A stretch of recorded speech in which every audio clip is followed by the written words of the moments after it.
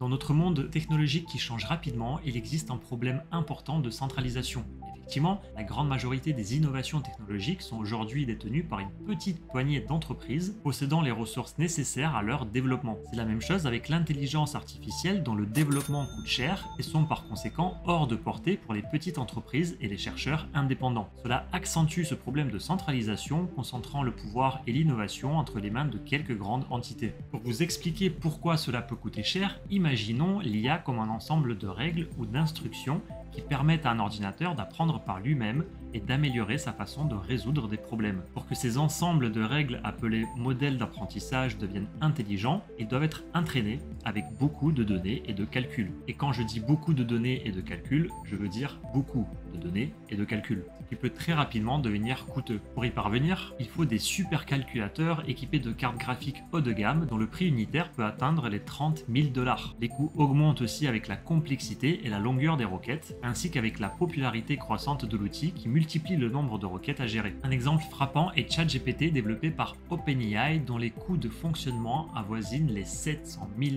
$ par jour. Cette réalité met en évidence le gouffre financier que représente le développement et la maintenance des systèmes d'IA, expliquant pourquoi seuls les géants technologiques possédant d'énormes ressources financières et techniques comme Google, Microsoft ou Amazon peuvent supporter les millions de dollars de pertes liées à leur utilisation. C'est là que BitTensor entre en jeu, rendant l'accès à l'intelligence artificielle plus facile et abordable pour tout le monde. BitTensor propose un écosystème collaboratif pour le développement et l'utilisation de l'IA en partageant entre les différents acteurs du réseau la puissance de calcul et les données nécessaires pour entraîner les IA. Si je caricaturise, plutôt que d'avoir 10 IA indépendantes, on va plutôt les faire travailler ensemble pour qu'elles puissent communiquer entre elles, pour qu'elles puissent apprendre les unes des autres et pour qu'à la fin, elles deviennent les plus performantes possibles. Tout comme dans une classe, il est beaucoup plus simple de résoudre un problème lorsque nous sommes 10 à travailler dessus que lorsque nous sommes tout seuls, forcément. Et bien là, sur BitTensor, c'est exactement la même chose. Avant de vous expliquer comment ces IA parviennent à communiquer et à travailler les unes avec les autres, je vais vous demander de prendre un petit instant pour liker cette vidéo et de vous abonner à la chaîne si ce n'est pas déjà fait. Si vous souhaitez échanger avec la communauté, vous pouvez nous rejoindre sur Discord et Twitter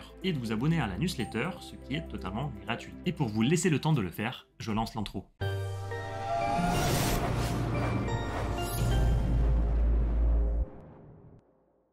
Je vous ai parlé en tout début de vidéo d'entraînement, qu'il faut entraîner les IA, mais qu'est-ce que cela signifie concrètement? Entraîner une IA est comme enseigner un nouveau sujet à un étudiant. Vous donnez à l'IA des exemples, autrement dit des données, beaucoup de données, à partir desquelles elle va apprendre pour repérer des motifs pour créer ses propres modèles probabilistes. Ce processus nécessite beaucoup de puissance de calcul et de temps, car l'IA étudie essentiellement pour comprendre et pouvoir se souvenir autant que possible de ce qu'elle a appris. Ça, c'est pour l'entraînement. Une fois l'IA entraînée, vient alors l'inférence. Nous en avons également parlé avec l'exemple de ChatGPT et leur coût journalier d'inférence de 700 000 $ par jour. Et qu'est-ce que c'est exactement? Eh bien, l'inférence qui vient après l'entraînement, c'est lorsque l'IA prend ce qu'elle a appris et l'applique à de nouvelles questions ou problèmes non vus. C'est comme si l'étudiant passait un test sur le sujet qu'il vient d'étudier. L'inférence est généralement moins intensive en calcul que l'entraînement car l'IA utilise des connaissances déjà acquises. Ce qui coûte cher en revanche, c'est le fait de garder ces connaissances en mémoire et de faire en sorte que l'IA y ait accès le plus facilement possible. BitTensor se concentre justement sur la partie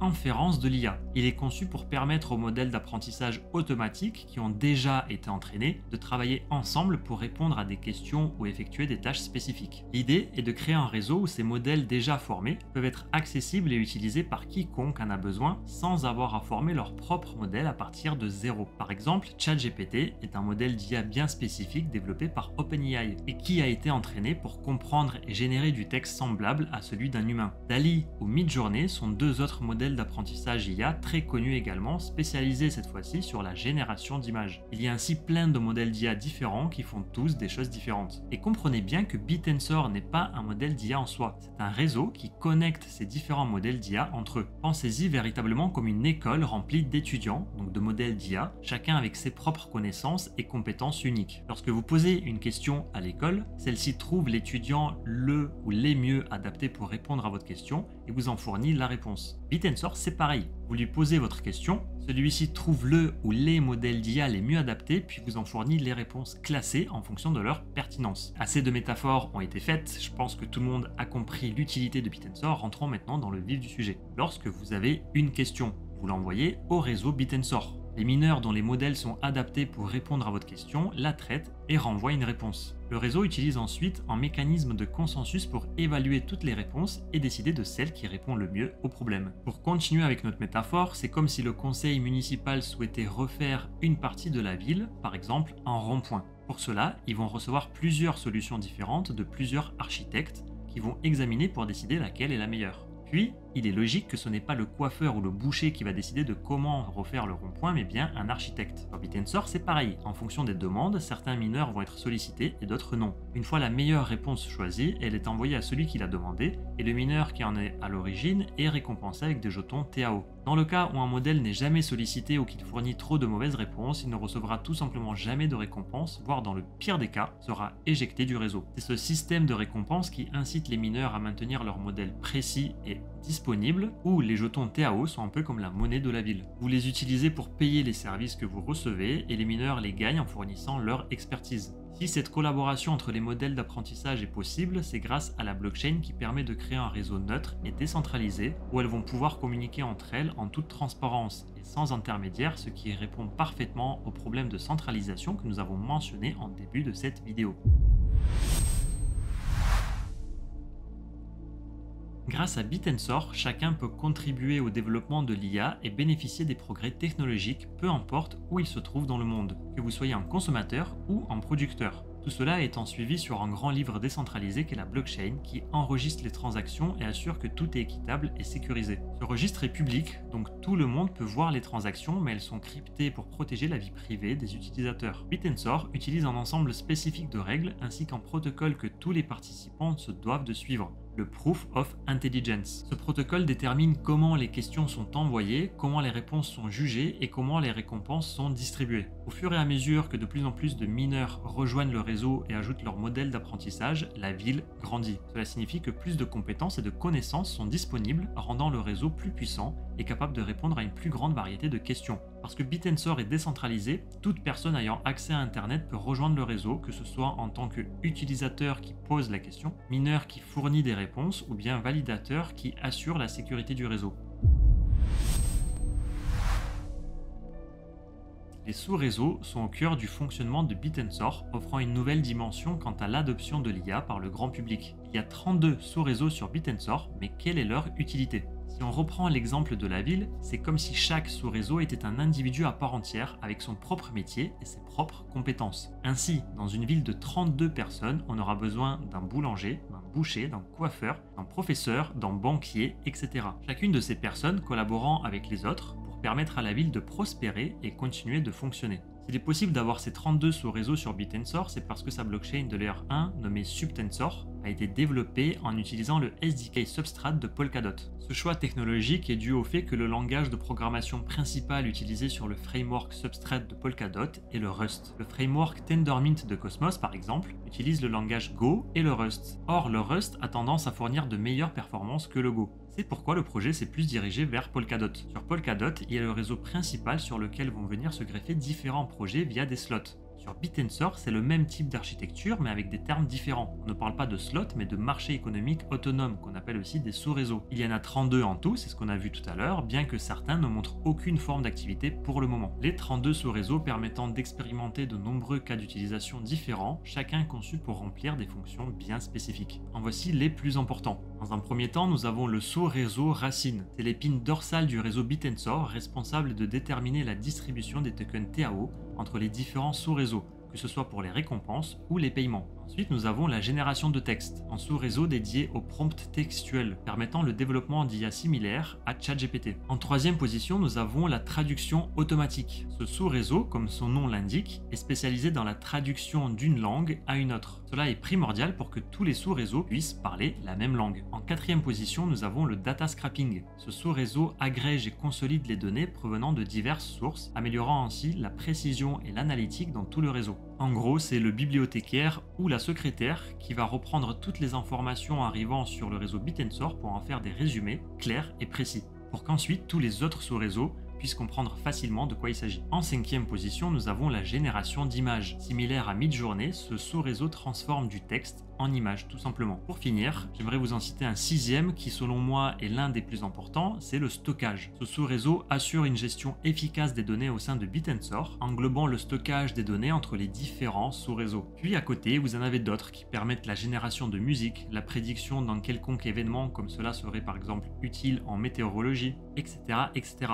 Et voici d'ailleurs quelques applications hébergées sur Bitensor que vous pouvez utiliser. Il y a Corcel, l'équivalent de ChatGPT. Vous avez également Bitapay pour générer des images, un équivalent de Midjourney ou DALL-E pour ceux qui connaissent. Vous avez également HAL qui est visiblement un chatbot que vous pouvez intégrer à vos apps préférées. Théo Studio qui là également génère des images à partir du texte et ainsi de suite. Donc il est toujours intéressant de regarder un petit peu ce qui se fait ici. Et dans tous les cas, si cela vous intéresse, eh bien le lien se trouvera en description de cette vidéo. On comprend que ces sous-réseaux fonctionnent avec leurs propres paramètres, mais ont tous besoin les uns des autres pour être opérationnels, un peu comme dans notre ville, où les différentes professions, tout comme les sous-réseaux, opèrent selon leurs propres règles, mais dépendent mutuellement les unes des autres pour assurer le bon fonctionnement de la société. Sans boulanger, pas de pain frais chaque matin. Sans policier, la sécurité est compromise. Et sans professeur, l'avenir de nos enfants reste incertain. La collaboration entre les différents métiers est cruciale, même s'ils n'ont pas tous la même importance. Certaines professions peuvent sembler moins essentielles au premier abord, tout comme certains sous-réseaux sur Bitensor sont moins importants que d'autres. Par exemple, l'absence d'un coiffeur ne met pas en péril la survie de la ville, mais contribue grandement à notre bien-être et notre image sociale. De même, un banquier joue un rôle clé dans la gestion financière de la communauté, même si sa présence n'est pas aussi vitale que celle d'un policier ou d'un boulanger.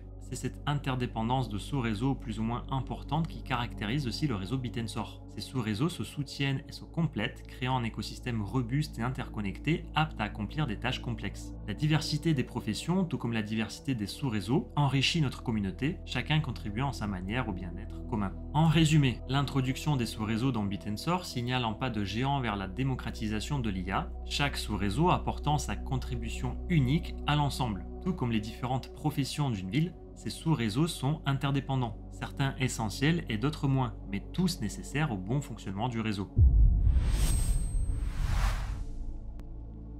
Bitensor a été développé par la fondation OpenTensor et ses fondateurs Jacob Robert Steves et Ala Shahabana, tous deux ayant une solide expérience dans le domaine de l'IA et du développement logiciel. Leur objectif, construire un marché décentralisé pour la production d'intelligence artificielle. Bon, ça, on l'avait compris. Par contre, ce que vous ne savez pas, c'est que leur parcours est très intéressant. Ils ont travaillé chez des géants de la tech comme Google et VMware, ce qui inspire à plus d'un confiance dans leur capacité à mener à bien ce projet. Jacob Steves a débuté sa carrière en tant que chercheur en apprentissage automatique chez Knowd Inc., occupant ce poste de 2015 à 2016. Par la suite, il a rejoint Google en tant qu'ingénieur logiciel, où il a travaillé de décembre 2016 à avril 2018. Ala Shahabana a commencé sa carrière en tant que développeur de logiciels chez Firm Channel de 2008 à 2013. En 2016, il a été stagiaire MTC, autrement dit Application Cloud Service, chez VMware, une grosse entreprise spécialisée dans la virtualisation. Puis, il a évolué vers le rôle d'ingénieur logiciel en 2017. En août 2019, Ala devient l'ingénieur logiciel senior chez Instacart jusqu'en septembre 2020. L'OpenTensor Foundation compte également de nombreux employés dont certains sont aussi des anciens de chez Google ou bien des chercheurs. Vous pouvez analyser leur LinkedIn si cela vous intéresse, le lien se trouve en description de cette vidéo. Avec son lancement équitable sans priminage ni ICO, autrement dit en fair lunch, Bitensor a suscité un intérêt croissant au sein de plusieurs communautés. Les réseaux qui sont mis en avant, notamment sur leur site web, sont Discord et GitHub. Discord où ils sont plus de 26 000 membres, au moment où vous verrez cette vidéo je pense que ça sera le cas, et GitHub qui est assez actif et où vous pouvez suivre leur évolution technique. Puis on retrouve d'autres comptes sociaux dont celui de la fondation OpenTensor, sur Twitter avec leurs 72 000 abonnés pratiquement, leur YouTube et leurs 2380 abonnés, et pour finir leur Instagram où ils sont plus de 7000 membres. D'après Certix Skynet, qui permet de juger le sérieux du projet à travers son code, ses fondamentaux, sa gouvernance ou sa communauté, le projet Bitensor possède une note de 73,26, ce qui en soi est pas mal. Si jamais une de ces rubriques vous intéresse tout particulièrement, vous pouvez cliquer dessus et vous aurez un ensemble d'informations là concernant. Encore une fois, le lien se trouve en description. Concernant la tokenomics, Bitensor et Bitcoin sont comme deux gouttes d'eau, ayant une max supply identique de 21 millions d'unités et une même inflation rythmée par des halvings espacés de 4 ans, divisant par 2 les récompenses des mineurs et des validateurs. Les mineurs, quand ils offrent de la puissance de calcul au réseau afin de faire fonctionner les systèmes neuronaux au cœur des intelligences artificielles, et les validateurs, car ils s'assurent que les mineurs suivent les règles de consensus. Les nouveaux jetons TAO sont donc produits par le minage et la validation. Le minage pour les mineurs, la validation pour les validateurs. Ok. Tout comme pour Bitcoin, il n'y aura jamais plus de 21 millions de TAO sur le marché, créant une rareté pour le token, ce qui va sans aucun doute pousser le prix du jeton à la hausse. Une caractéristique fort appréciée par les investisseurs et on comprend pourquoi. Un autre avantage du projet est le fair launch de son token, une logique de libération de tokens similaire à Bitcoin et plus récemment Caspa, qui semble plaire au marché. Tout le monde joue avec les mêmes règles pour un marché plus équitable. Aucune prévente, aucune ICO n'a été réalisée, tous les tokens étant libérés sur le marché à raison d'un TAO toutes les 12 secondes. Pourquoi 12 secondes? Car c'est le temps nécessaire à la validation d'un bloc sur le réseau, contre 10 minutes pour Bitcoin par exemple. Ainsi, toutes les 12 secondes, un TAO est partagé équitablement entre les mineurs et les validateurs ayant contribué au bon fonctionnement du réseau. Le protocole Bitensor est conçu de telle manière que les nouveaux jetons sont créés à un taux fixe. L'inflation sur le réseau est totalement contrôlée, comme avec Bitcoin. Actuellement, 7200 TAO sont créés chaque jour. Lors du premier halving qui aura lieu en 2025, ce taux passera à 3600 TAO par jour, puis 1800, puis 900, etc. Donc oui, aujourd'hui, étant donné que le projet est jeune, l'inflation sur celui-ci s'avère être importante car 7200 TAO par jour représente tout de même 2 628 000 TAO par an, sachant qu'actuellement le nombre de tokens en circulation est de 6 620 000 TAO, soit 31,5% de la max supply. Avec 2 628 000 tokens qui vont sortir cette année, cela représente une inflation de 40%. Ce fut le cas pour Bitcoin, mais pas de panique, encore une fois tous les 4 ans, ces récompenses sont divisées par 2, donc au fur et à mesure que le temps passera, l'inflation diminuera. Mais oui, cela signifie qu'au taux de création monétaire actuel sur Bitensor, la quantité de tokens augmentera de 40% au cours de cette année. J'insiste sur le fait que c'est une moyenne car on fait tout de même quelques arrondis, et c'est surtout pour vous donner un ordre d'idée sur l'importance de prendre en compte l'inflation aujourd'hui. Faisons à présent un petit exercice mental et projetons-nous en 2041 lors du 5e halving. À ce moment, l'offre en circulation sera de 20 343 750 TAO, avec une inflation cette fois-ci non pas de 7200 TAO par jour, mais de 225 TAO seulement. Une année après le 5e halving, c'est donc 82 125 nouveaux TAO qui sortiront sur le marché, ce qui par rapport à l'offre en circulation de 20 millions de tokens ne représenterait qu'à peine 0,4%. Entre-temps, le projet a encore beaucoup de chemin à parcourir, mais pour ce qui est de l'inflation, c'est tout vu. Il faut la prendre en compte aujourd'hui, mais pas de panique, ça ne sera pas un problème dans le futur. À ce stade, les mineurs seront probablement soutenus exclusivement par les frais de transaction sur le réseau. Si comme moi, en regardant ce graphe, vous vous dites « et où ?» Eh bien sachez qu'il y a une explication. Tout d'abord, regardez les dates en abscisse. On remarque que les 3 premières valeurs sont étalées sur un an, pour ensuite faire des bonds de 4 ans, 2021, 2025, puis 2029, etc. Ceci est la première explication. Autrement dit, ce n'est pas la même échelle. La deuxième explication vient du fait que le réseau fut interrompu en mai 2021 pour résoudre quelques problèmes sur le protocole de consensus. Une fois les problèmes résolus, le réseau Kuzangi a été forqué puis lancé en novembre 2021 sous un nouveau nom de code, Nakamoto. Forcément, pendant que le réseau était à l'arrêt, la quantité de tokens en circulation, précédemment minés sur Kuzangi, est restée la même avec un total de 546 113 jetons, soit 2,61% de la max supply. À titre d'information, le 20 mars 2023, le réseau Nakamoto a également été forqué une deuxième fois pour résoudre quelques problèmes de performance liés cette fois-ci au code source. Ce nouveau fork fut nommé Finet en dédicace à Alfinet.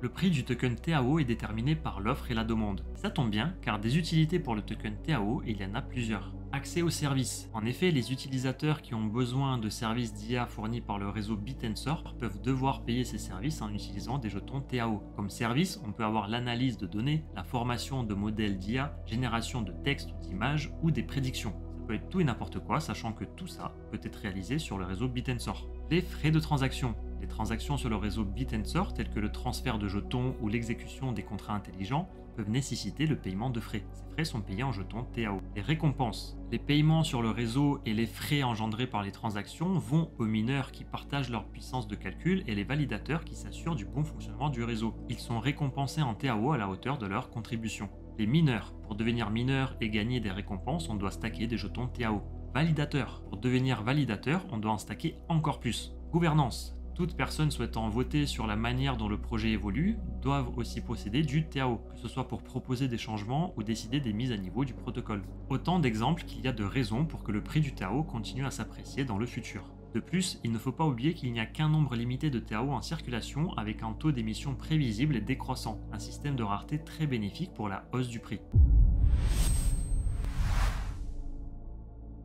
Le token TAO est disponible sur plusieurs grandes plateformes d'échange, facilitant son acquisition et sa liquidité pour les utilisateurs désireux de participer au réseau. Si vous souhaitez acheter des tokens TAO, très bonne nouvelle parce que le projet vient d'être listé sur Binance. En SEX, vous avez également Gate.io, MEX ou bien KuCoin.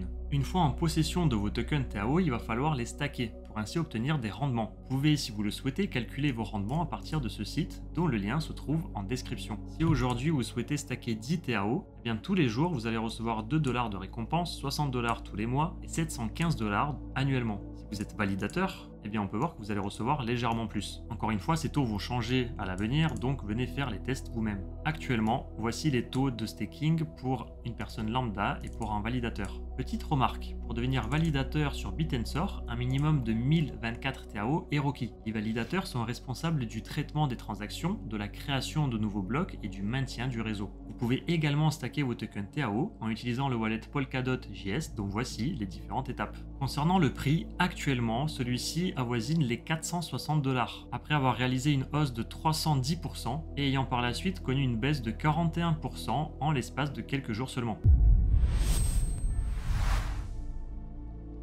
À présent, réalisons quelques comparaisons. Pour cela, nous allons utiliser une circulating supply de 6,62 millions, comme c'est le cas actuellement. On va venir reporter ici. Puis en guise de première comparaison, on va comparer le token à Ethereum, le leader des altcoins. Si demain Bitensor venait à exploser tous les records, eh bien en atteignant la market cap d'Ethereum, il ferait un x119 sur son prix. S'il rentre dans le top 10, on serait en x7 et dans le top 20 en x2. Bitensor qui lui se trouve actuellement à la 38e place. Bien évidemment, ces performances sont à prendre en compte uniquement si tout le marché ne bouge pas. Donc si Bitcoin augmente, toutes les crypto-monnaies vont augmenter. Et donc si Bitensor pendant ce temps-là vient dans le top 20, eh bien c'est pas un x2 qu'il ferait, mais peut-être un x5, un x10 ou plus. Et inversement si tout le marché chute.